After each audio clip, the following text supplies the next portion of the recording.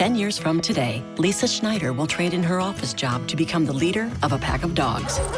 As the owner of her own dog rescue, that is. A second act made possible by the reskilling courses Lisa's taking now with AARP to help make sure her income lives as long as she does. And she can finally run with the big dogs. And the small dogs, who just think they're big dogs. That's why the younger you are, the more you need AARP. Learn more at aarp.org/skills. As predicted in the recording of the actual episode, Trump, of course, changed everything again in the evening yesterday, as we suspected he might, because of the bond markets getting spooked. So listen to the discussion we had on the tariffs in general, which is interesting nevertheless. And then at the end of topic one, we will come back in. We rushed back into the studio and recorded an extra bit on the latest of the latest.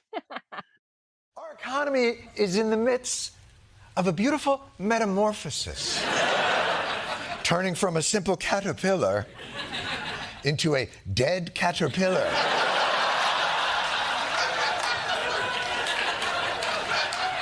So let's get into it. Now, you might remember when Donald Trump was reelected, Wall Street was thrilled, excited about deregulation, tax cuts, and the fact that you could once again call people sugar tits. One top banker told the paper that he feels liberated because now he can use offensive slurs like the R word and the P word without fear of getting canceled at work.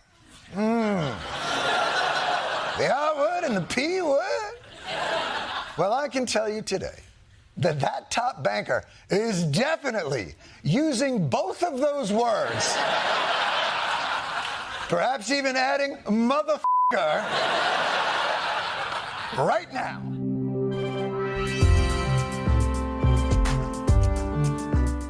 Welcome to Quiet Riot, the politics podcast that executively orders you to get involved, not just wait for your fate. I'm Alex Andreou. And I'm Naomi Smith. Here at Quiet Riot, we talk with, not at you.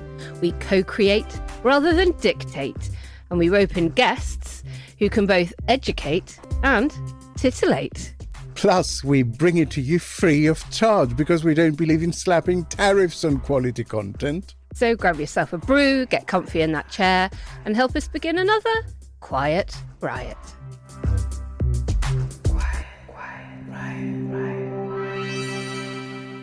Hello and welcome to Quiet Riot. I'm Alex. And I'm Naomi. This week, we wish we didn't have to, but we do. We'll bring you up to speed with all the latest on the global trade war, who is retaliating, who is retreating, and who is simply sat in the corner weeping. Plus, planning reforms and their impact on biodiversity. To end the housing crisis, must we create an ecological one? To help us, the bard, the jester, the fool, the honorary Welshman and adopted farmer, our not London correspondent, Henry Morris. Good afternoon. What an intro. Croeso I terfysg tawel, Henry. Diolch yn fy nhael hi Emma. Very good.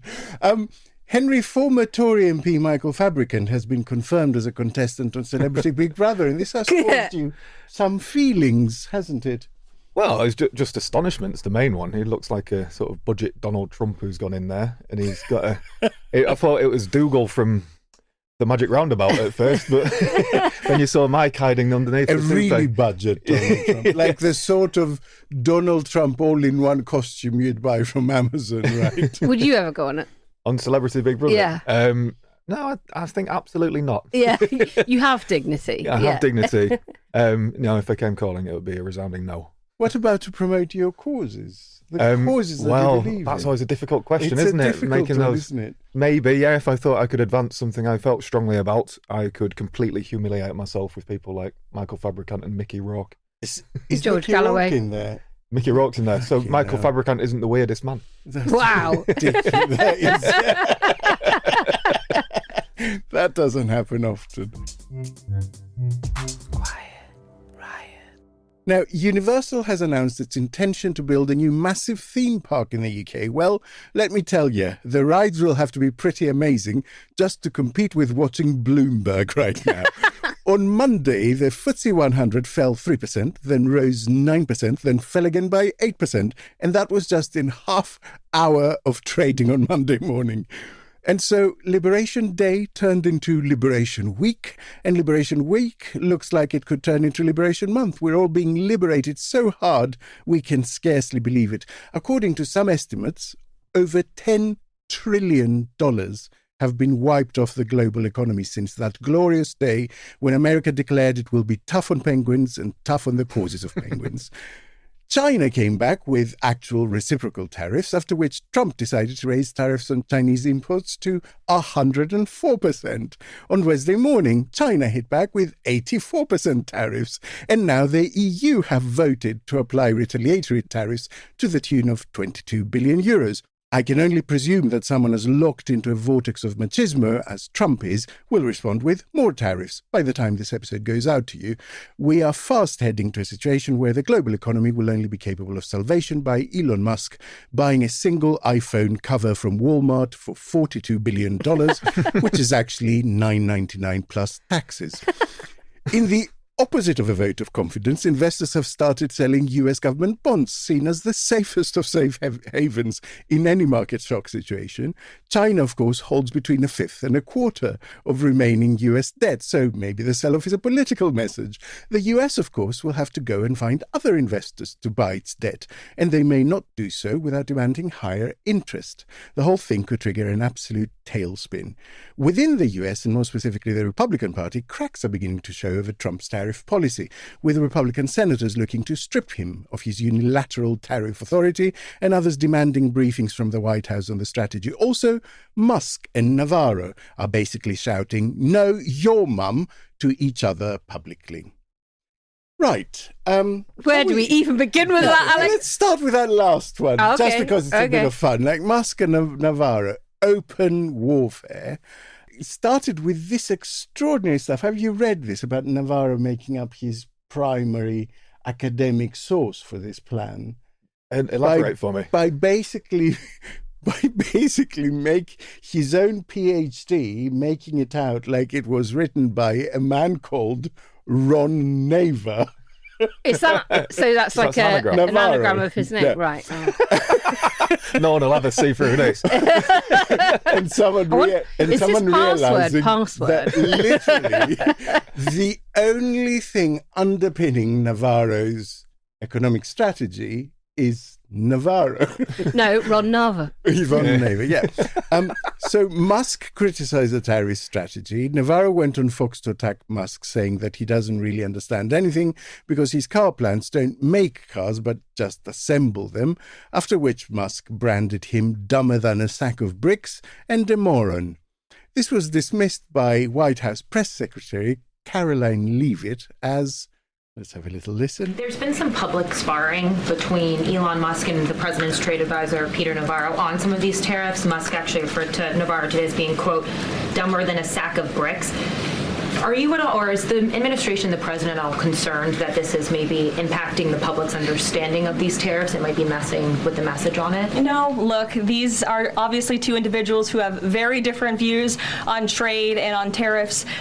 Boys will be boys, and we will let their public sparring continue. And you guys should all be very grateful that we have the most transparent administration in history. Where do we even begin? Where do we begin? On China and the US, I think the US caves first, right?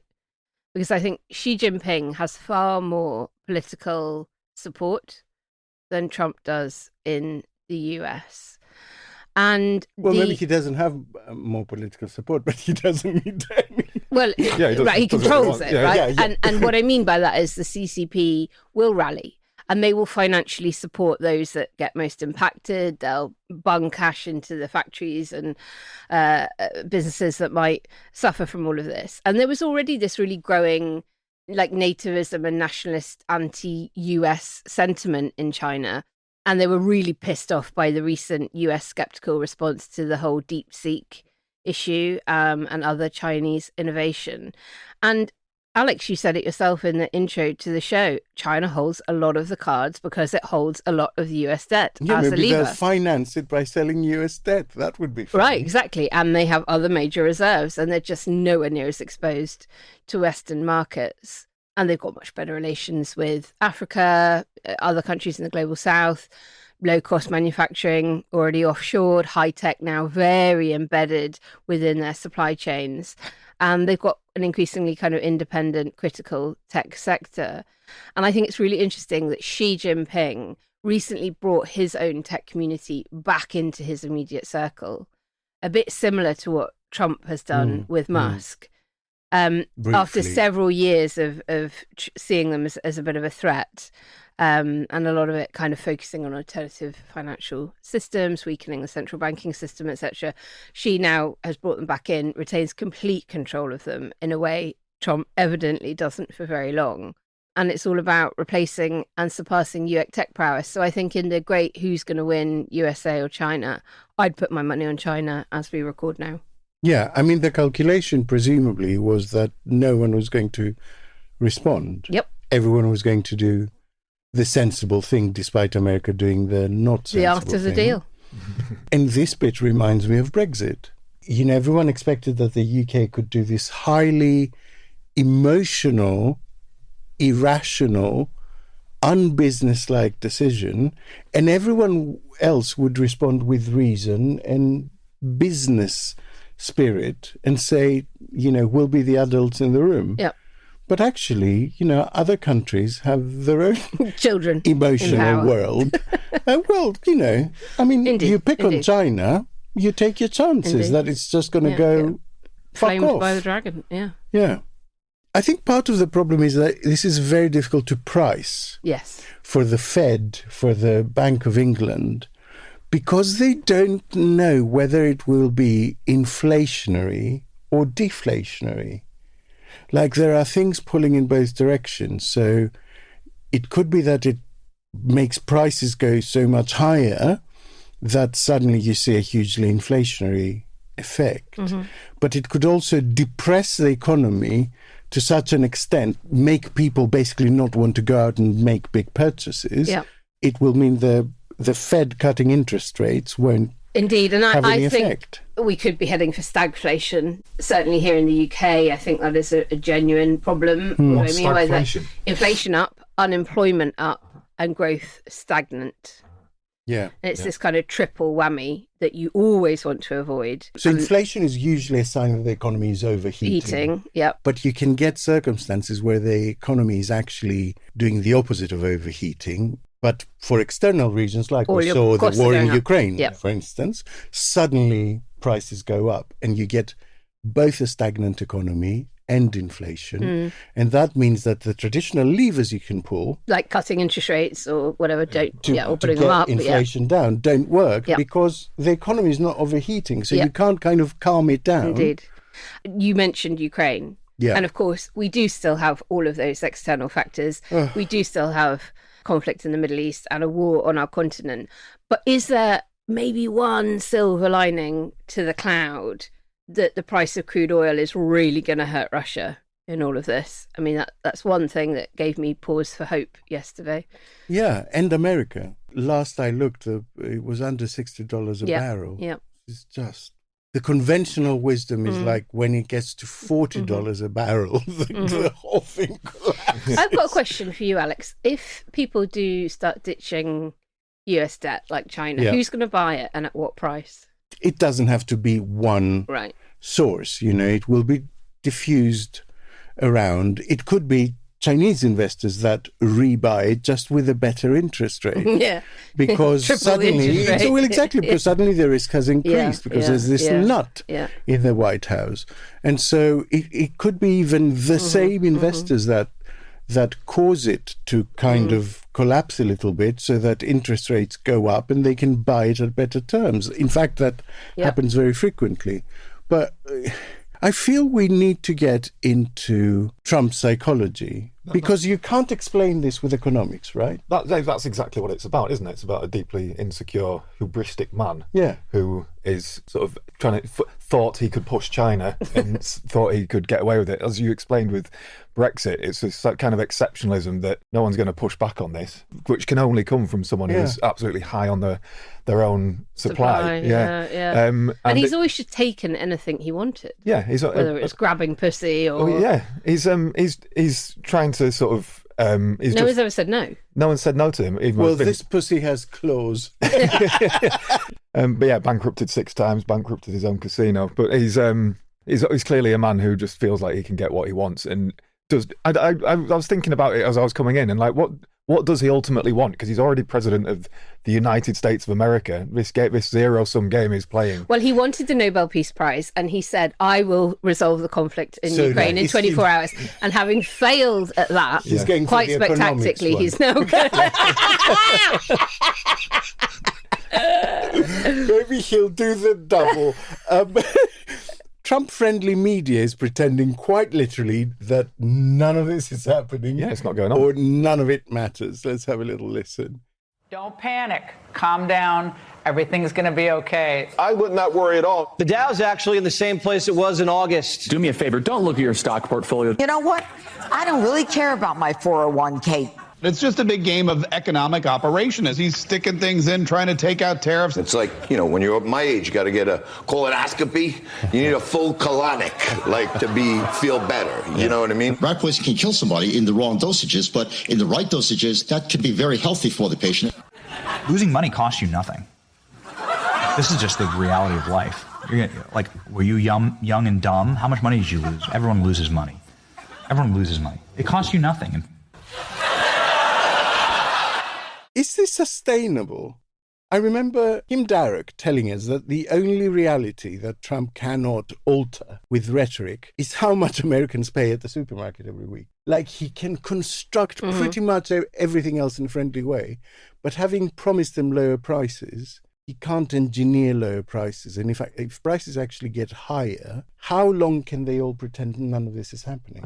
He can't lose his core base, the MAGA fans, because they've bought into the lie so much. They're so invested in it. I don't think they can. What do we think is the base, like in percentage terms? Yeah, well, I don't know, 30. Yeah, something around there. Like with Brexit, people are still unwilling to. They're slowly starting to fall away, but largely unwilling to accept that it was a bad decision. And they would say, the most zealot-like Brexiteers would say, I don't care if my children lose their job. Yeah. Sovereignty matters more. I mean, that's what you're dealing with. People for whom the economics genuinely doesn't matter. It becomes about identity rather than any sort of common sense. So and also it's sort of Trump railing against the Constitution completely. Sort of they buy into that so much, and then when people say this is how the Constitution works, Trump gets to say that these people are holding us back. It's sort of I think that in the short term, he doesn't take much of a hit, particularly from that group, because when the stock market was doing very, very well, and under Biden it did quite well, and under Trump before that it had done quite well, people weren't feeling it. They didn't see the NASDAQ being at an all-time high as helping them in any way. So at least initially, they're going to be saying, yeah, brilliant, look, those markets that didn't trickle down to us in any way whatsoever are now hurting. This is what we want, fuck them. But the penny eventually will drop when the price of eggs is tripled rather than halved come the next election. But I don't think it'll be that quick. But that is only one part of the Trump equation. And I think, I don't know why, maybe commentators tend to lionize his voter base as if the more traditional, like donors and big interests and big lobbies and big industries don't somehow matter in that equation. And I do think they matter. And you saw that they matter to him by the people he invited to his inauguration, right? So when those people begin to turn, and we are already seeing it with Musk, like how long will it be before Musk, having discovered this trick that you can basically pump money into a campaign, I mean, how long will it be before he turns that into saying, if you're a Congress person looking at midterms or a senator looking at midterms, I will fund your rival unless you stop him in this tariff madness. Having discovered that this is the way to apply pressure... That you can buy an outcome. Yeah. How long before he begins to switch that against Trump?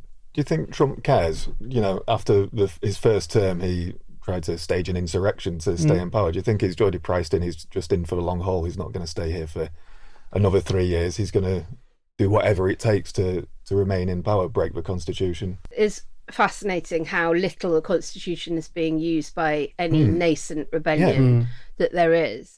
The US Constitution basically sets out that it is for Congress, not President, to do trade deals, set trade policy.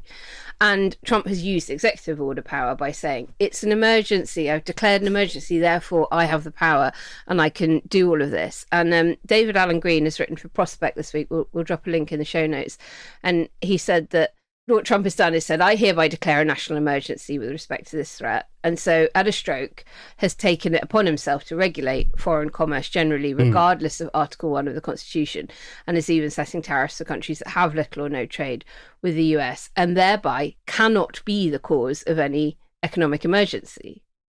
You can't say, oh, economic emergency, we've got to do this, and then slap tariffs on penguins. Like there is no penguin emergency threatening America, and he's getting away with it because Congress just isn't using any power to stop him. And they could be and should be. They're therefore complicit. Like a year ago, did you think we'd be sitting here going, no, but we did there's say, no penguin emergency? But we did say we won't be able to predict. Like it'll be so mad. We won't be able to predict. Of course. But we find ourselves now in an international economic emergency with legislation being used to create an international economic emergency rather than end one. And it is just insane that even vaguely moderate Republicans that are still left are not using their power to retaliate, and they could be. And they the problem, as I understand it, is that constitutionally it's quite tricky in that Congress has given quite a lot of power away to Trump, and trying to recoup that by, for instance, there's a... You know, we're seeing a little bit of pushback. We're seeing 7 Republican senators have signed a cross-party bill with Democrats that would require the president to give Congress 48 hours notice of any new tariffs and then make them subject to congressional approval 60 days later. So, you know, they're saying, let's say it is an emergency, you still have to get our approval in a reasonable timescale after that. Now, if they do that, and they appear to have the numbers to do that, he can veto it. Yep. And then, as I understand it, they need a supermajority to overturn a presidential veto. So they kind of... Yeah. Oh, but we are seeing a little bit of backlash, aren't we, or pushback from got politicians. The problem is that there is, I think, a creeping sense, both in the markets and among sort of political watchers, that the reason they cannot discern what the policy endgame is that the administration doesn't know what it is. Yeah. Former Trade Secretary Larry Summers put it best. Let's hear that, and then Trump being asked about it. President Trump's trade advisor, Peter Navarro, told investors to, quote, sit tight, don't panic. We've heard trust in Trump. And then, as my colleague Betsy Klein was reporting, we've just heard a lot of mixed messaging. Are these tariffs for negotiation? Are they to bring back manufacturing? Are they staying? Are they going? What do you think about the messaging coming out of the White House and the advice to everyday Americans to just trust in Trump on this? I've never seen as much incoherence and irrationality as we saw on television today. Self-evidently, you can't both use tariffs as a crowbar, threatening other countries and saying you'll remove them if they cut their tariffs, and also promise that there'll be a revenue source and an inducement to businesses to locate in the United States. 2 questions. Do you expect any of these deals to be made before April 9th? And secondly, there have been some mixed messages from your administration. You're talking about negotiations, and yet others in your administration are saying that these tariffs are actually permanent. What is the actual? Well, it could be. They can both be true. There can be permanent tariffs, and there can also be negotiations, because there are things that we need beyond tariffs. Which is it? Is it a ploy to get other people to negotiate with you so that you take the tariffs off them? Or is it this permanent thing that will basically result in billions and billions coming into the economy from tariffs?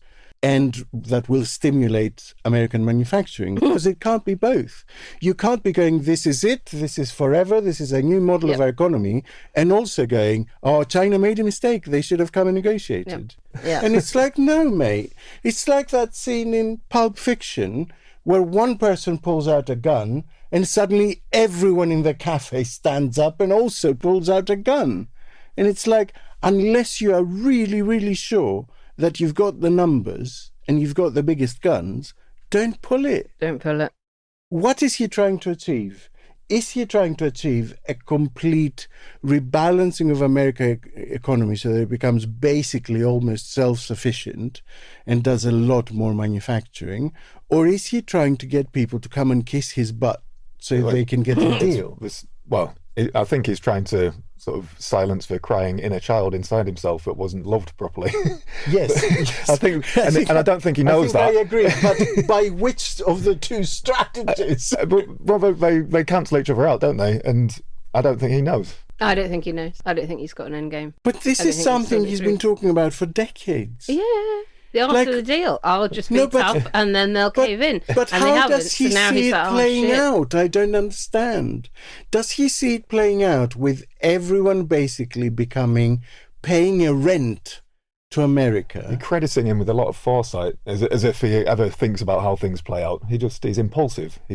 But there must be fantasy at the end of however irrational this rainbow is. The whole planet pointing towards him and worshipping him and saying he's great. Yeah. Kissing his ass. World Emperor. Henry, I understand your next project, after the delightful Tories a tragedy, is the story of Donald Trump in verse, in the style of Julius Caesar. Does that mean you believe that the knifing is going to start at some point? Well, I'd be surprised if it didn't. Although he has surrounded himself with so many sycophants, it'd be hard to imagine who would pull it first.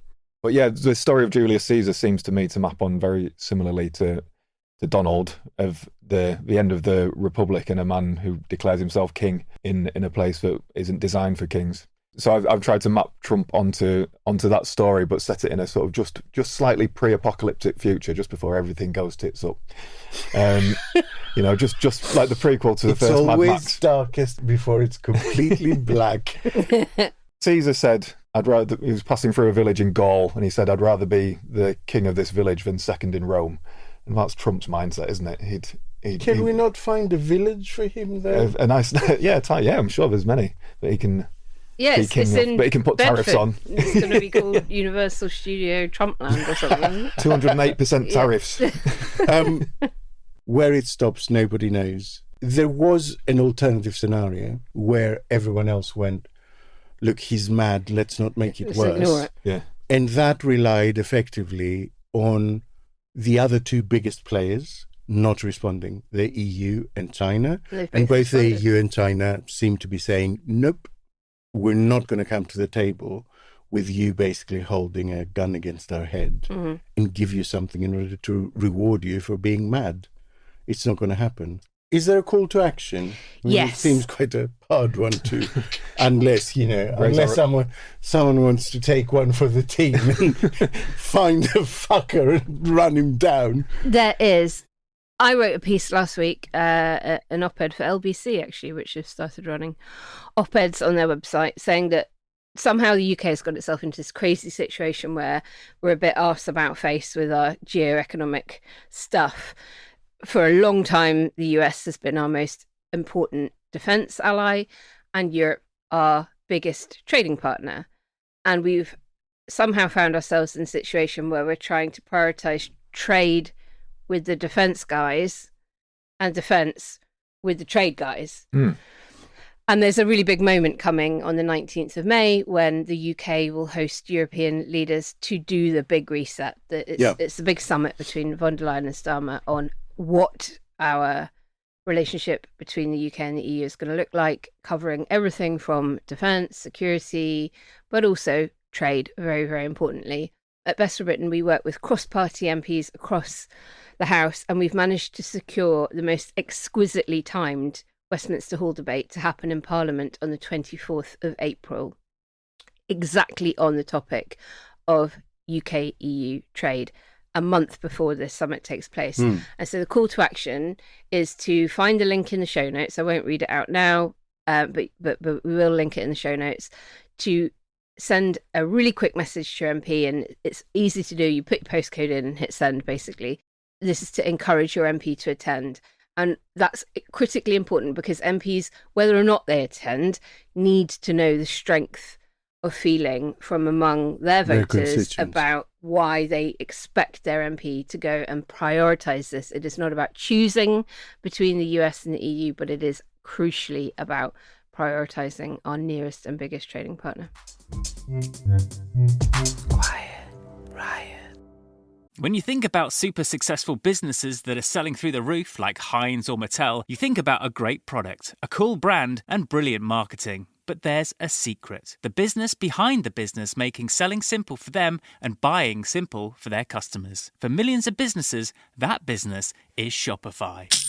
Upgrade your business and get the same checkout as Heinz and Mattel. Sign up for your $1 per month trial period at shopify.com/promo, all lowercase. Go to shopify.com/promo to upgrade your selling today. Shopify.com/promo.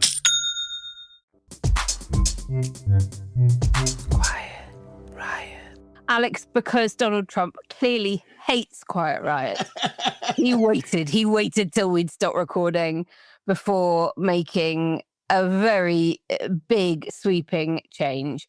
He has announced a 90-day pause on most of his so-called reciprocal tariffs, but has raised the levy on China to 125%. Effectively, this will end trade between America and China for the foreseeable. A White House official has told CBC that the 10% baseline tariff, from which you'll remember Canada and Mexico were initially exempt, now applies to both those countries. Remember, earlier in the day, China was slapped with a 104% tariff. They struck back with an 84% tariff on US goods. That's coming into effect as this show goes out. And meanwhile, Canada has hit the US with a 25% tariff on non-compliant vehicle imports.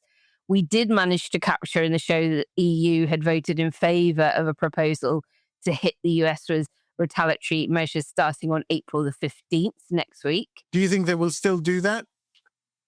Who knows? Everything is changing by the minute. And global stock markets are now soaring after a day of very volatile trading. But as you rightly said at the top of the show, everybody's eye is on the bond market as US treasuries rise. Now, Alex, we knew he'd do something wacko. We talked a lot in the show about what's the strategy here. There is none, plainly. I think now it's even clearer that if there is one, it's to make himself wealthier. Even wealthier. I don't even buy that, you know. I mean, sure, insiders will have made a lot of money if they, you know, were tipped a little bit earlier that he was going to pause the tariffs. But I cannot see that level of sophistication to even suspect that that was the plan. It may have been an opportunistic way of making a bit of money on the side as this volatility exploded. But I can't think that this was the plan in the first place because there's a really specific reason. James Andreou, who is the Trump trade representative, now this is the guy who is meant to negotiate all of these exemptions and, you know, one-to-one unilateral deals from all these countries that will now want to avoid tariffs, apparently, was on Capitol Hill while this was announced and knew nothing about it. So he was asked by the committee that he was speaking to, didn't know anything about it. He asked some advisors and was told that the decision was made quite literally an hour before, while he was already in that session. So I'm afraid, I think it would be comforting in a weird way to just think that this was some obscene money-making scheme that was always going to go this way, you know, that they were going to do it and then undo it in order for loads of insiders to buy at the bottom of the market and then make loads of money. But I don't even think there was that much method. I don't in the even know if madness. he had his mates involved. I think he personally did. And he did put on his Truth Social before pausing tariffs. Now would be a great time to buy. Sure. So, I mean, Millet got done for very much the same thing. Yeah, he's not going to get done for anything. He's given himself immunity. Don't forget. He's given himself immunity. The Supreme Court has given him a get out of jail free card. So I mean, I just watched his press conference. He was on the White House lawn, supposed to be doing something else, but of course, everyone asked him about tariffs. And he was saying that. So it's quite interesting what he admitted to. He admitted to watching the bond markets last night, which is what we thought might be the thing that makes him soil himself. You know, people selling loads of US bonds. Well, I mean, look, talking of soiling himself, he's changing his mind much more quickly than he's changing his incontinence pad. Listen, there's nothing wrong with incontinence. It's something that happens to old people. But, you know, there is something wrong about inflicting it on the rest of the world. So I don't think there is any method to this. I think it was purely, he was surprised by how badly it went down. They're desperately trying to save face. I mean, the White House press secretary was presenting this like some sort of victory lap. I shit you not. He was like, Trump, genius at 4D chess. This is what he meant to do all along. All along. Like 3 hours earlier, they were sending people out to say the tariffs are permanent. They're about reorienting the American economy as a whole. I mean, you know, it's pathetic. And now they're claiming it was all some master plan. It is totally pathetic. And I don't really see how it plays out because it is a pause. What I was unclear about, and maybe it'll be clear by tomorrow unless you already know, Alex, does this mean that automotive has now got slapped with 10% rather than 25%? I don't know, and I don't think they do. I don't either. And certainly it puts an end to any ridiculous claim that 10% was somehow a Brexit benefit. Can we all just now please completely park that ridiculous idea? But when I say I don't know how it plays out, it's a pause, he claims, so that they can now do negotiations with the 75 countries that came begging and pleading for some kind of deal to have their tariff rate reduced or reduced to zero tariffs. Has America even got the capacity to bilaterally negotiate in parallel 75 trade deals? No. It's mad. The simple answer is no. You couldn't even do 10 big ones in that time period. You just couldn't. Not at all. Not in a way that assesses actually what they say they want to assess, which is, you know, indirect barriers to trade and non-tariff barriers. And, you know, there is absolutely no way, no chance. All they will be looking for is some sort of quick win out of each of those so they can have a parade of things saying, see, I told you, my nuttiness brought them all to the table, and now we're going to be benefiting to the tune of gazillions, none of which is real, of course, because the American economy will still be heavily impacted by the tariffs on China, which is its biggest trading partner. There is no onshoring. Nobody in a pause is going to suddenly say, okay, let's move everything over to the US because otherwise, you know, we're exposing ourselves. It is simply not delivering any of the bullshit he claimed it would. Yeah. I mean, there was a woman on CNN about an hour ago saying, when you order those massive containers of product, they take 3 months to arrive, right? On those big ships and clear customs, etc. And she's like, you know, I ordered this huge order from China a month ago, and the tariffs at that point were 10%. And who knows what they will be by the time it arrives, and whether I will be able to even clear it from customs, whether it will make any sense to actually claim the product. I might just go, keep it.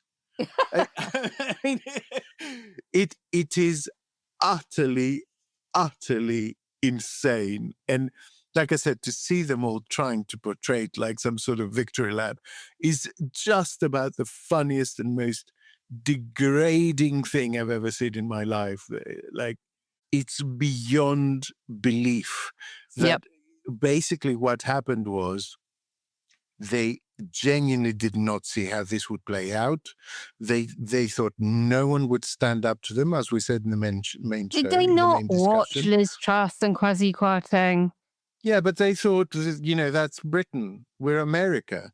Do you know, he actually said at some point in the last 3 or 4 days, he actually said, they need us more than we need them. He did. That was the actual basis, the same inanity as Brexit. The same belief that other people were going to make a completely different decision on his stupidity. And then they saw that China responded. They saw that the EU responded, which are the only really two entities that matter. And they were already, I think, would have been quite worried about that. And then, like I said, last night and this morning, they saw loads of people selling US bonds, and they knew that this could develop into a tailspin. So he blinked. That's what happened. He did it. It went badly, and then he undid it. And he will spend the next 3 months telling his idiot followers, his idiot cult, that, their recovery is all down to him. He wiped 20% of the value of global stocks, and now they will recover by 10%, and he will call that a great Trump victory, and they will fucking lap it up. That's what will happen. Well, Alex, this is still terrible news for the global economy and for the UK and our own, long-term borrowing costs are galloping ever further north as well. Obviously, this announcement came after European markets had closed for the day. So we'll have to see what happens tomorrow morning, whether they have a regain in anywhere near the scale that the US does seem to have had. And what China does. By close the trading day, and what China does. And let's just see, if China's feeling really moody, I can easily see them selling off that debt and really trying to hurt him. So what's happened, I would say, in like a takeaway one sentence summary, is that America has spent the first 2 months of his term in office proving to the world that it is not a reliable strategic defense partner, and now has spent the last month proving to the world that it's not a reliable trade partner. Yeah. And everyone, I think, has taken that lesson away very, very clearly and will act accordingly. You will see Europe and China pull much closer together, and you will see countries beginning to bypass America, certainly on their supply chains. So, well, the Wall Street Journal had a very good piece about what China might do and how it has readied a kind of trade war arsenal to take aim at US companies. We'll share a link in the show notes, but it's talking about things like preparing new ways to pressure American companies to give up their crown jewels, if you like, their intellectual property, or face losing access to the Chinese market. Amongst a host of other things. These are smart people who feel that they have got very little to lose and a lot to gain by doubling down on fighting Trump on all of this. So, as you say, the two biggest economies in the world effectively now not going to be trading with one another. And it remains to be seen how that impacts the rest of us, but it ain't going to be pretty. No. I mean, this will cost everyone, especially Americans, and is now even by their own logic entirely indefensible. right? Because if this was about Well, they don't have logic. restoring, yeah, but according to their logic, if this was about restoring balanced trade, if this was about countries that sell more to the UK than sell more to the US than buy from the US, if this was about all of that, then how come at the end of it you have ended up with the same tariffs on Australia and the UK, who have a trade surplus with you, and Vietnam, who has the biggest trade deficit with you? Because they're all on 10% now. Indeed. So, good luck selling that one on the morning programs tomorrow. And good luck getting any board of any listed company around the world to make a decision to invest in the USA or move a plant there when the insanity of the constant volatility in his own brain and the impact of that on the rest of the world. I mean, they're just not going to do it. Business hates uncertainty, and the only certainty we've got at the moment is that you cannot be sure of anything Trump says or does. Quiet Riot. This episode is brought to you by Loom by Atlassian. Are you feeling stuck at work? Get your team unstuck with Loom video messaging and move work forward.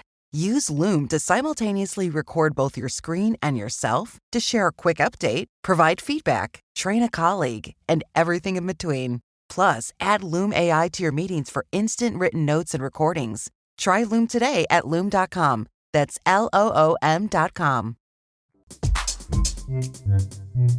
Quiet Riot.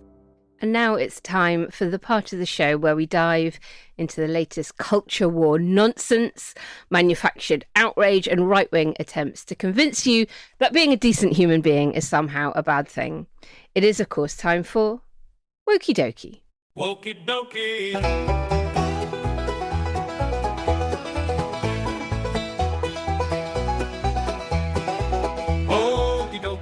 So, Alex, what's got the usual suspects foaming at the mouth this week? Well, this is neither the usual suspects nor the usual topics. Wow. So the title is Trump is going to give us 1,000 years of woke.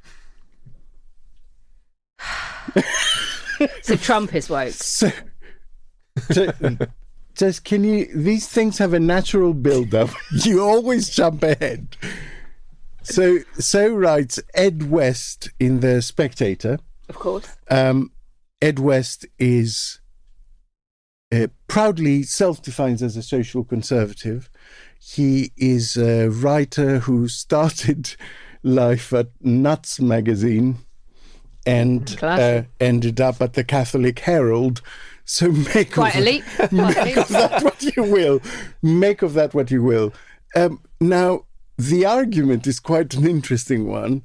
After going through all the usual canards, all the usual bullshit tropes, first of all, that it's liberals who are responsible for Trump. We made him happen basically by being too woke. Secondly, that there is an equivalence between the two sides, that really America is just a battle between two fringe extremes, both of which are as bad as each other, as if, having a diversity hiring policy is just as bad as not having a diversity policy. And then the third kind of weird bump that he goes over is that somehow the people who feared the worst from Trump were right this time, but they were right for the wrong reason. Of course, never. Yeah. And what's actually going to happen is that Trump has gone so far the other way that once he's gone, and because he's so deranged and because he's doing everything so badly, it'll swing once he's gone, it back. will swing violently back. Oh, that's exciting. And then, so basically, they are quite literally preparing their readers for the fact that in 2 or 3 years' time, when everyone goes, we told you, this was not a horse to back, they can say, now you're trying to take advantage, to go too far. Well, if we get 1,000 years of woke at a cost of 8 years of Trump, I'd actually take that. Yeah. I mean, what is 1,000 years of woke? the roads painted with rainbows. Yeah.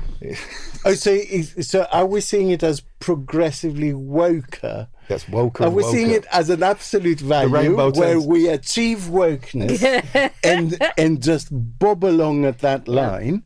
Or are we seeing it as a progressively woker thing? Peak woke, and then beyond the rainbow, you get ultraviolet and infrared, and you start bringing in these ends of the spectrum which are currently invisible. You come out the other side of woke. It goes into the quantum realm at some point. Yes, where you know, there is no genders at all. No. Yeah. They're infinite, rather. Infinite, exactly. Infinite genders. Yeah. And so, instead of tears, it's actual little tiny snowflakes that fall down your cheek. Which immediately melt. Yeah. And, you know, everyone no longer sits. They just kneel. For Black Lives Matter. They bend. For Black Lives Matter, that is the standard pose now. But so I'm not sure exactly what is woke this way. I think he's saying that he's not saying that Trump is woke, but he's saying that Trump will be responsible for a wave of wokeness, the like of which has never been seen before. Buckle up. But look, in fairness, I am here for it. In fairness, I don't think we can accuse either Nuts Magazine or the Catholic Herald of being woke. No. So that is the thread that knits his career together. Thank you, Alex. Listeners, remember, if you can top that, do send it in to quietriotpod@gmail.com. I just wanted to leave it at the title, you know, for the most part. I just thought I'd just read that title. Quiet Riot. 2023 saw the publication of the fourth State of Nature report, the biggest and most comprehensive audit of where we are as a country in relation to our natural environment. The report was put together by more than 60 UK-based conservation and research organisations, and the report lays bare the fact that nature is seriously declining across the UK, already one of the most nature-depleted countries in the world. The data shows that since 1970, UK species have declined about 19% on average, and nearly 1 in 6 are now threatened with extinction. 1 in 6. Most people can name more than 6 animals. Yeah. Our guest today has taken up the banner of this fight for biodiversity with broadcaster and naturalist Chris Packham. Not everybody agrees. Packham agreed to meet with one of the sternest critics of the scheme, Glenn Massacre. Is that really his name? Mm-hmm. Packham agreed to meet with one of the sternest critics of the scheme, Glenn Massacre. And this is how the meeting went. I'm interested on the impact that driven grouse shooting has on the upland landscape here. Impact? What are you doing coming here using your walk words like impact? If it weren't for me and my team of gamekeepers, this place would be literally teeming with wildlife. Okay, it's pretty obvious. I'm a full-on, signed-up woke conservationist. Surely more wildlife out here would be a good thing. I think if you asked for locals round here, if they'd prefer to see golden eagles and mountain hares, or a constant procession of pissed-up Tarquins falling out the back of Jeep Grand Cherokees, we know what they'd say. Henry, obviously you're facing down some powerful interests, eloquently expressed there. Why should we worry about grouse and harriers and peregrines? What is the value of biodiversity? Oh, big question there, so glad Henry. you asked me that. Because I'm quite serious. Well, no, and I'm quite serious. I'm going to answer it. Yeah, Biodiversity is everything, isn't it? It's got an intrinsic value and an instrumental value, and we often, if not all the time, focus on the instrumental value of how much will this housing estate be worth. Let's push these bats to one side. Let's tarmac over this pond where these newts are. But we never think about the intrinsic value of nature in its own right, which we are a part of. We tend to see ourselves as the masters of the natural world, where Charles Darwin's evolution taught us that we are apex predator. We're members of all the same system. A thriving ecosystem leads to a thriving economy. If you've got 6 million homes at risk of flooding and you're building over wetlands where newts live, then your flooding risk is not mitigated, it's exaggerated. If you're building, doing attic conversions where bats live, bats are some of the most advanced mammals on Earth. They're like elephants.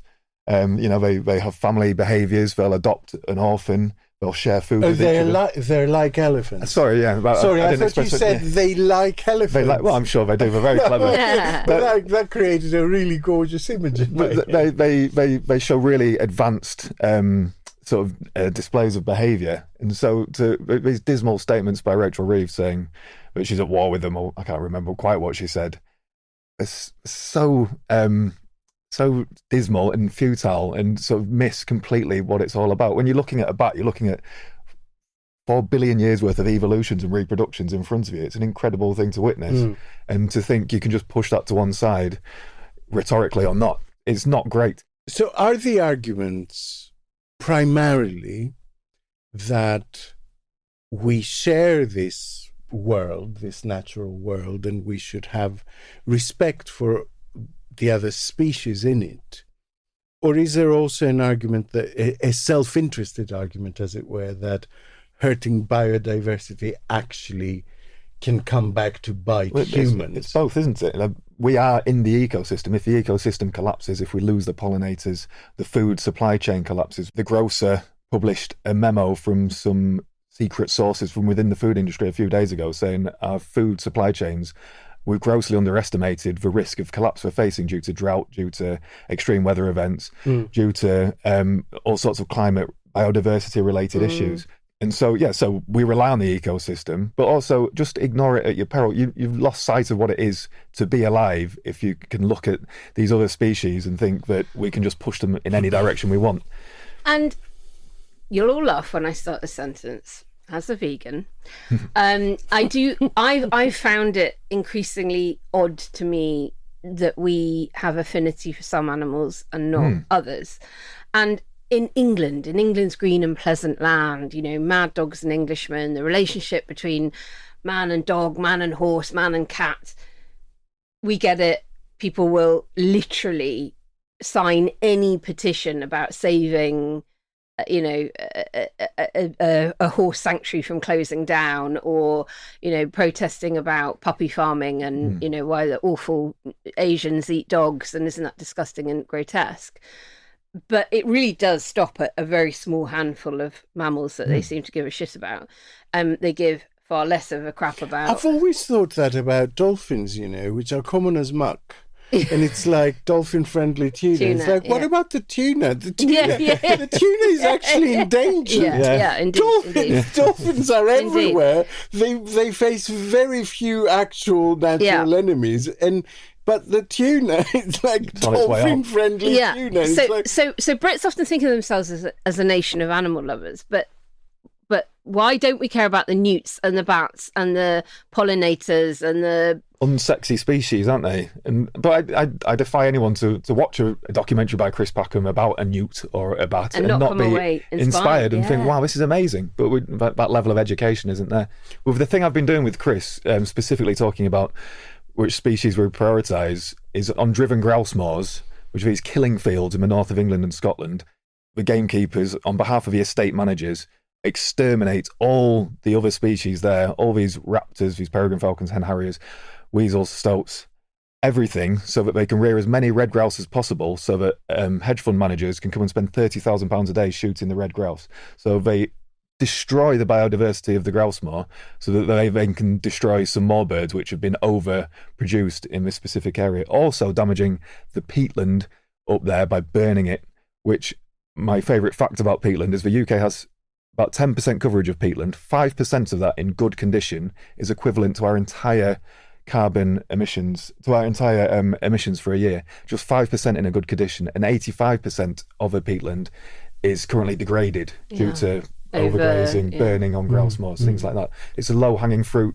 You replenish all that, you've got yourself a big carbon budget, and we don't do it. Do you think actually that nations of Britain or England, actually to be more precise, as green and pleasant land, hurt the sense of urgency that we have for do people basically mistake green pastures and fields full of crops for countryside? Great question, because where I live in Wales as well, people it looks there's grass everywhere. So, and people from the towns and the cities think that's what the countryside looks like. It's incredibly heavily managed and over-cultivated. And deforested. We were basically a massive forest, weren't we? Until... And the hedgerows, since the 70s, we've had, I do have the statistic here, actually. We've lost 61% of farmland birds since 1970, 35% of woodland birds, half of butterflies were in decline. We're losing all these hedgerows because farmers are going right up to the margins.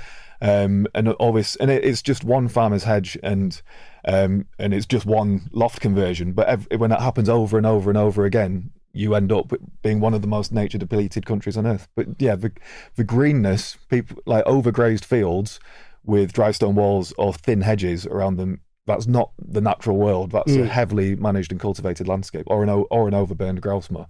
If you let these things go, within 5 years they're covered in brambles. In 10 years they've got trees all over them. You know. You love farmers. We all love farmers. You've been on the show before to defend them on different issues. They tend to hold themselves out as custodians of the natural world.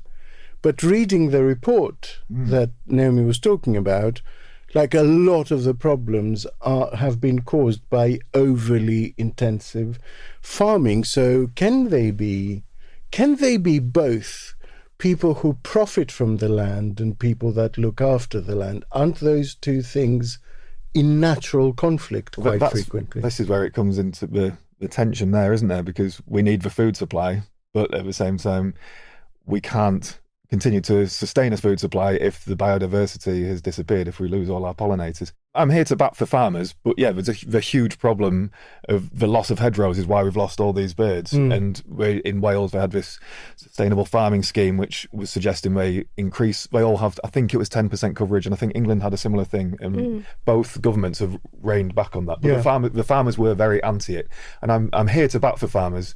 And personally, I would be offering large subsidies, which replace the subsidies I lost from the EU, for them to do this thing, to incentivise them to do it. And pay them properly for their produce. Exactly. And so we led the show talking about the cost of living crisis and Trump, and is he going to be punished if household food bills don't come down at the next election?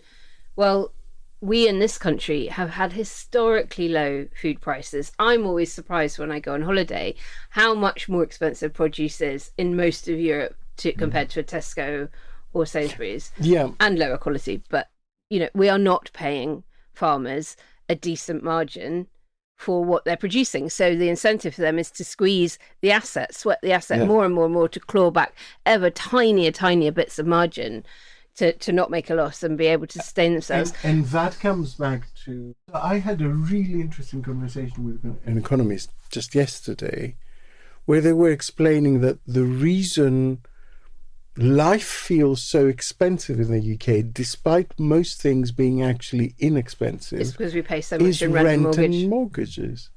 Like, that element of life in the UK is so grossly overpriced that you can't then balance tax and what you need for public services, and all of it goes to landlords, basically. We need land value taxation, and I know I'm overdue doing a dedicated episode on that, listeners, and I will. But to the people that talk about Singapore and Thames and the libertarian market fundamentalists that want to, have the Brexit freedoms of going forth and prosper, fail to realise that Singapore, 80% of people live in effectively a council house, a state-owned property. So you simply can't do what they're asking without fundamentally changing land use in this country and changing the incentives to not land bank, to not have assets that aren't being productive in the right way. Quiet Riot. Quiet Riot. The chief of the Wildlife Trust, Craig Bennett, was on the Today programme Wednesday morning talking about the infamous bat tunnel. The bat tunnel. Let's have a little listen. You and I have talked before about that bat tunnel and the huge misinformation around it. Natural England, the planning laws, habitat regulations did not require that bat tunnel to be built. In fact, what all it required was for HS2 to avoid that harm to take place. And HS2 came up with an engineering solution to an ecological problem. And that bat tunnel says much more about HS2 and their mismanagement and their failure to operate within budget than it does anything about nature regulations. Henry, why do you think issues like this or newts or ladybirds or whatever have become so emblematic to NIMBYism? Did conservationists actually ignore a real risk until it was too late? Or is there genuinely nothing to this? Or has there been instances of overreach where a balance was not struck between what needed to be done and what they were trying to protect, if that makes sense? I don't think... no, there hasn't been any overreach. The bat tunnel thing is a complete sort of blown out of proportion. Conservationists didn't ask for it. HS2 was badly planned. It's some sort of emblematic moment of HS2 where they've spent £110 million on a bat tunnel which they didn't need and no one wanted. So what would have been like the alternative? Just to put the route through a different bit of land? Not build HS2, but there is an alternative. I don't know what it is, but I did read about it. I heard Chris Packham speak very eloquently about his career as a conservationist, and he says he considers himself to be a failure because of the widespread decline. He's been a conservationist his whole life, and there's been widespread decline his whole life. But all these protections that we have been fought for and enshrined in law because wildlife can't speak for itself. It can't argue in Parliament. It can't sort of defend itself. Hire a PR firm. It can't hire a PR firm or a lobbyist. Exactly. It needs us to recognise its intrinsic value. When we come to a planning decision, they're quite sensibly taking into account extremely rare or vulnerable species and saying, don't ride roughshod over them. So to throw all that away, it's kind of the cycle of politics, isn't it? Oh, look, we've built up this regulation, now let's get rid of it and let's build it back again. But it's short-sighted and it's fundamentally self-destructive. And again, I think it comes back to land distribution to a large extent, because I will also say that because of the way land is distributed, a lot of people feel they don't have a stake in nature. They don't get to enjoy it.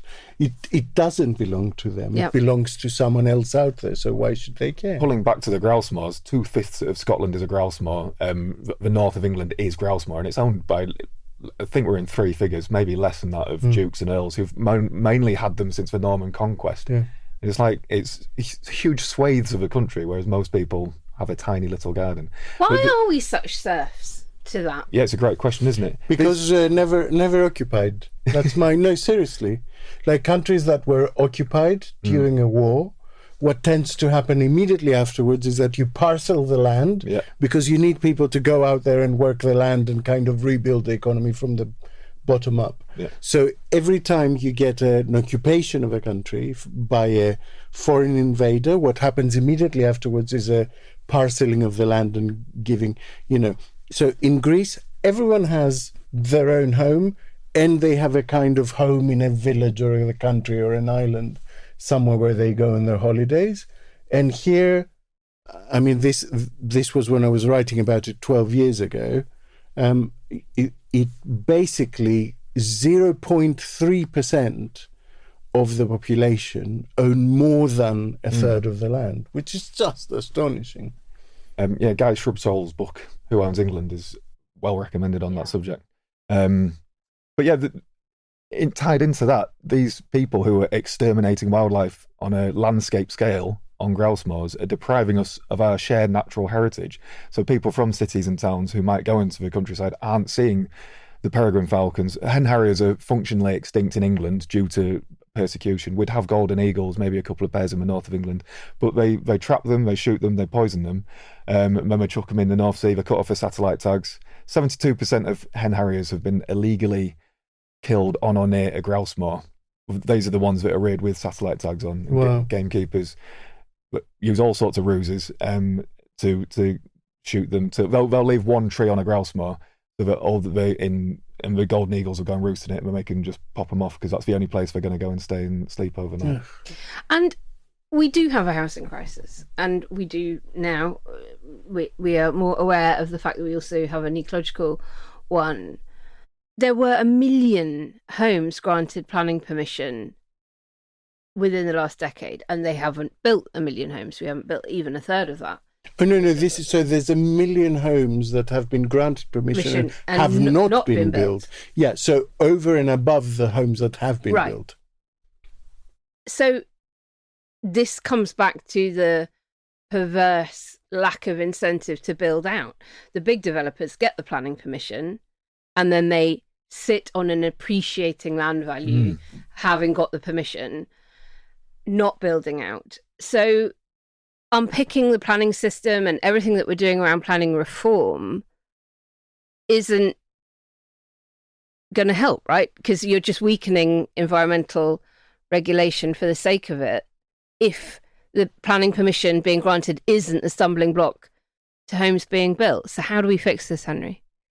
I have no idea. I am interested. I mean, this isn't answering your question, but I've seen a statistic that says there's more rooms in housing in the UK than there is people, but it's retired people living in huge houses with 5 bedrooms, or people with second homes in Wales, which lie empty. They've been taxing the second homes in Ceredigion in North Wales around us, and it's worked a treat. I've got friends who couldn't get on the renting ladder who are now on the renting ladder because there was nothing to rent. There was no rental market there because people from London could Airbnb basement for 700 quid a week. For 700 quid a week. Yeah.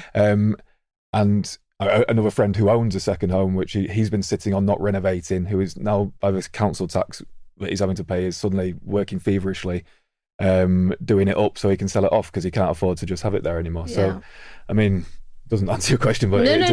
I think it does. And what we've got to think about is exactly that. Like, if you are putting your land and the home that's on that land to productive use, you shouldn't pay as much tax as if you are and that, surely it's the taxation system that could begin to help. But is there also a more active role that conservationists and naturalists could be taking?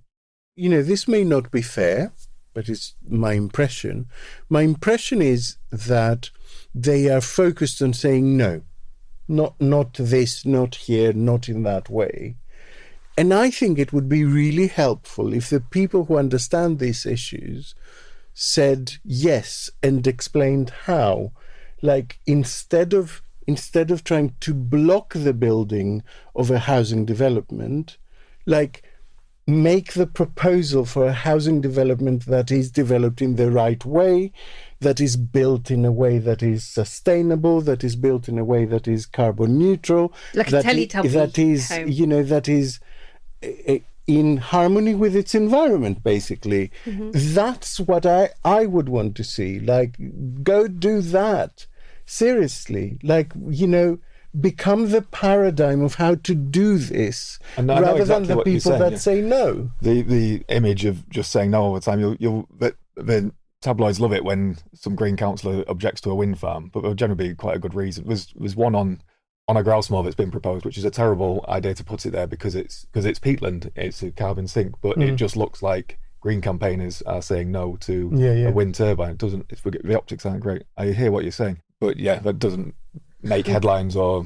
I think, and I think some of them do. I mean, the chap who was on the Today programme was offering the solution to the expensive bat tunnel. I think he came up with 2 or 3 different options that the route could have taken, or a different way to help the bats out. So I think some of them do. No, but you're right. Sure. But I mean, to the more general issue of a housing shortage, I would love Chris Packham and Henry to get together with some building firms and some city planners and say, this is how to do it, actually. If you want a model for pressing ahead that doesn't hurt nature, here's an example. We're going to give you the call to action for this bit, Henry, because I know you've got both a petition going on at the moment in Parliament and also an organisation that you want supported. So Wild Justice, which is a group fronted by Mark Avery, Ruth Tingate and Chris Packham, advocate on behalf of wildlife, and they have a petition at the moment which is on about 89,777 signatures. Last time I looked, just so close to the golden number. And when does it run out? To ban driven grouse shooting, I think it ends on May the 22nd, and to get to 100,000 signatures pushes a debate in Parliament. Oh, we'll get there. We'll get there. Okay, so we'll push that. If we could if your lovely listeners fancied clicking a few buttons. So we'll put the petition to ban grouse, driven grouse shooting. Or industrial killing. Yeah, and also a link to Wild Justice, which is basically an organisation that advocates for nature. Advocates for wildlife, because wildlife doesn't have its own voice that we understand. Now, we were delighted with your reaction to the Good News special this week. Everyone seemed to really need it, but we're not about to rest on our laurels and let up with it as a regular feature. It is time for Grin and Share It. Good news is welcome to me. Bad news is hell come to me. Good news. Do-de-o-do-lo, do-de-o-do-lo, do-de-o-do-lo, I want good news. What have you got for us today, Naomi? Well, it is a pro-EU one. I am obviously very pro-EU, and I run a pro-EU organisation, but I don't talk about it that often on the show. You don't. So, anyway, so I feel like I am owed one. And it's that pro-EU Tories are finding their voice again. It was announced this week that former Home Secretary and One Nation Tory Amber Rudd is leading a new group called the Conservative European Affairs Council, and it aims to encourage pro-European Tories and help the party talk to Europe. In an interview with PA News, she said, "I would say that now, under the current international circumstances, we're all pro-European." Bringing together different Tory groups, they're going to try and build relationships with other centre-right parties in Europe, learn how to appeal to younger voters, and take on more populist parties. And this really matters because internationalism, like any subject, whether it's conservation that Henry cares about, whether it's, fixing the housing system, needs broad spectrum support to win.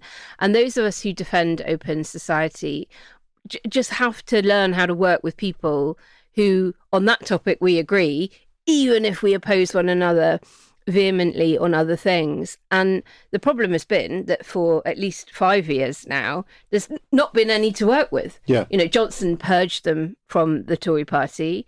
Lots of them went off and licked their wounds, or have managed to stay in the party but are just keeping their head down, or they've left the party altogether. But now they're back, and there is a group of sensible conservative Europhiles again who are actually wanting to do something, and I do think that is worthy of celebration. And if we grin, and important, because really important, you know my theory. Well, I do. And if we grin and we share it and we make positive noises, it'll encourage more of them to get involved, and with hope yank their party back to a more moderate position on Europe, which will in turn help yank the Labour Party back to... It's fundamental in the European reaction to anything we suggest, more than anything, because I think if Europe sees any kind of improved deal or membership of the common market or the customs union in any way, if they think that is a thing that then a Tory government will come in and undo in 3 years' time, they're not going to do the hokey cokey with us. Yep. So there needs to be a strong strand of pro-Europeanism that comes back into the Conservative Party. Yep. Like, without it, we can't fundamentally recalibrate our relationship with Europe. They won't wear it. Indeed. So, yeah. Henry, one of our Grin and Share It's in the special that we did was Wales introducing, not introducing, but deliberating on the idea of making lying unlawful for politicians. Have you heard about that? I haven't heard about that. Yeah, it's very, very good. There's apparently no law like it anywhere in the world, and they're debating it at the moment. So you could be sanctioned, financially sanctioned. You could be excluded from the Senate for a period of time. You could be excluded from forever running for bad public news office. for the Tories in Wales. I know. Andrew R.T. Davies no truth ever escapes his mouth. And it could trigger a recall petition. So if the Standards Committee in the Senate decides that the lie was pernicious enough, basically, they can trigger a recall petition in your constituency. It's called a Pinocchio petition. A Pinocchio petition. No, I just made that up. And we Did also you had, just make that up? We just That's Thank fantastic. you. Yeah, I have my moments. And we also had Grin and Sherritt's about biodiversity. We had things about kelp forests. Since we banned trawling off the south coast, the rewilding of kelp forests in the English Channel, really boosting biodiversity. We had things about beavers, cleaning up beavers are amazing for biodiversity. Exactly. Like, they're incredible. And they're helping us tackle E. coli because of all of the biodiversity that comes from the reintroduction of beavers means that they're sort of eating Increased up the bad wetlands. Exactly. It's all wonderful. All Improved wonderful. drainage. Yeah, bacteria, biodiversity too. We shouldn't be doing it at the expense of E. coli. That deserves to share a Rachel. No, I'm only joking. E. coli can go fuck itself. Okay, boys. With that, we're going to wrap up the show. A huge thank you to everyone who tuned in. But a big quiet riot. Diolch to Henry. Diolch yn fawr iawn I chi I gyd. But before we go, we cannot let up on asking you to support us on ko-fi.com/quietriotpod either. We charge nothing for our content. Everyone gets it for free at the same time. So if you want us to keep doing it, you have to dig deep and pay for it on your behalf and on the behalf of those who cannot pay for it.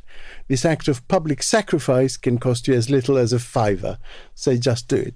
We'll be back on Sunday with the overflow of stories that we couldn't fully cover today, or the stories that just haven't happened yet. On Saturday, very excitingly, there will be another episode of Andreou's Podyssey, and it's going to be out on the subject of Queen of the Underworld, Persephone. And I love that name. And I used to call one of my dollies Persephone when I was a little girl, because I thought it was the most beautiful name. So I'll give you a little preview. It's going to be a two-parter, and it's told in the way of Rashomon. So you get to hear the abduction, first of all, from the point of view of her mother, and then from the point of view of Persephone herself, and they are two very different stories. So until then, we send you our gratitude, our love, and 104% sized hug. Bye! Bye! Hoyle! Quiet Riot is an audio production by Cooler Heads with Naomi Smith and Alex Andreou. Produced by Kenny Campbell. Music by Mariana Sangeeta. Artwork by Simona Canelu. And edited by me, Alex Rees. Quiet Riot is a co-production with Sandstone Global.